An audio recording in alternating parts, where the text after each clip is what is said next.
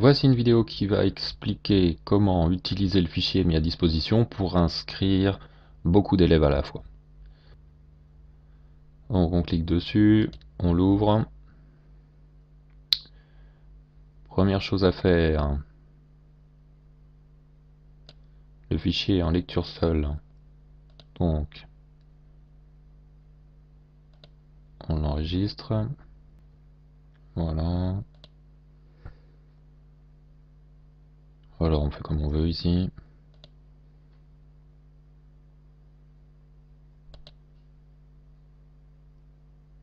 Bon, maintenant on peut travailler dessus. Une première petite chose qu'on peut faire, c'est prendre ici les explications, les couper et les déplacer sur le côté. Voilà. Alors, la première chose à donner, c'est le nom.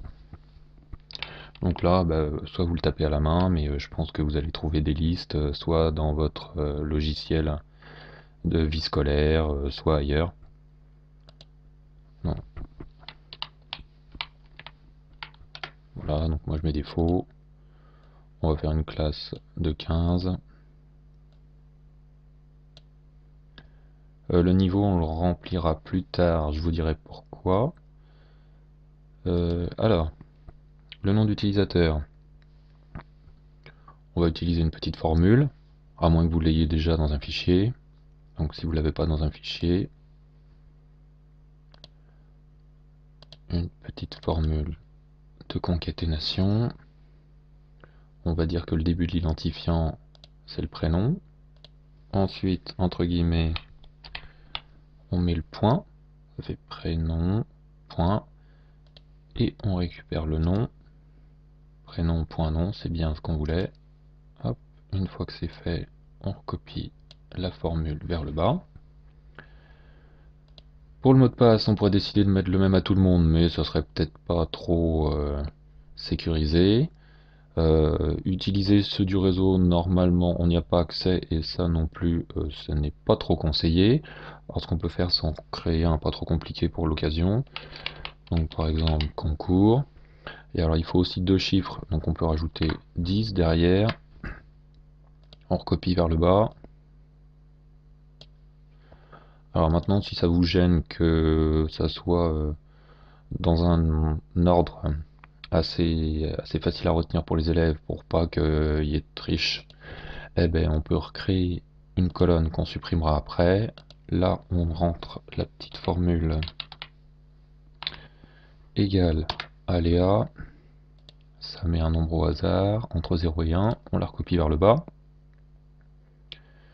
On sélectionne les deux colonnes et on fait trier en fonction de la colonne où il y a les nombres aléatoires, c'est-à-dire la colonne E. Dans les options, on indique que le haut de la colonne, il ne faut pas le trier avec le reste. Voilà, ça met les nombres dans un autre ordre, dans un ordre différent. On n'a plus besoin de l'autre colonne. Donc on a le nom, le prénom, l'identifiant, le mot de passe. Avant de compléter le profil de l'établissement, on va supprimer tous les accents et tous les trémas par exemple qu'il pourrait y avoir dans les noms et les prénoms. Alors on pourrait le faire à la main, mais ça pourrait durer longtemps. Édition, rechercher et remplacer. Donc là, tous les et, on va les remplacer par des e. Il y a plein de et ici. Quand on va cliquer sur tout remplacer, ça va nous faire des e. Si vous avez des et, vous faites pareil. Si vous avez des i tréma aussi, c'est la même marche à suivre. Une fois qu'on a ça, on peut compléter le niveau. Alors pourquoi est-ce qu'il faut compléter que le niveau maintenant? Parce qu'il y a justement un accent dans le niveau. On copie, on colle. Alors si vous tirez vers le bas, ça va faire 5, 6, 7, 8. Donc on copie, on sélectionne et on colle. Le profil de l'établissement.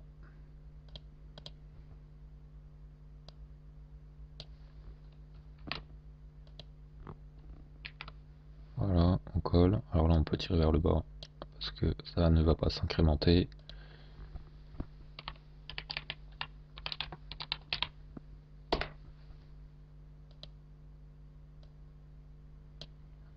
et on tire vers le bas.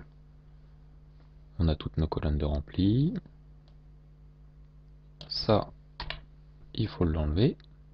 Ça ne sert plus à rien et ça va gêner la personne qui, à l'autre bout, va utiliser ce fichier pour inscrire tous vos élèves, pour créer leur compte. Dernière chose à faire, fichier enregistré sous. Et là, dans le type, vous cherchez CSV.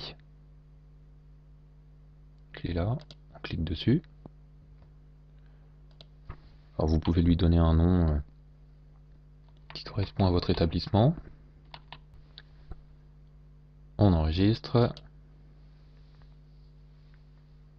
Alors là, il faut faire conserver le format actuel. Et là, on précise qu'il faut de l'UTF-8. Le séparateur, c'est un point virgule. Point virgule. Là, de toute façon, c'est pas coché ici, donc ça sert à rien. Et enregistrer le contenu de la cellule comme affiché. C'est-à-dire que ça va pas afficher la formule, ça va afficher ce qu'on voit. On clique sur OK. Oui. Et c'est terminé. Quand vous avez fini, vous envoyez le mail à marianne.cedo, vous remplacez ça là par ac-poitiers.fr, et en retour, elle va vous donner le fichier complété. Comme quoi, ça c'est bien fait.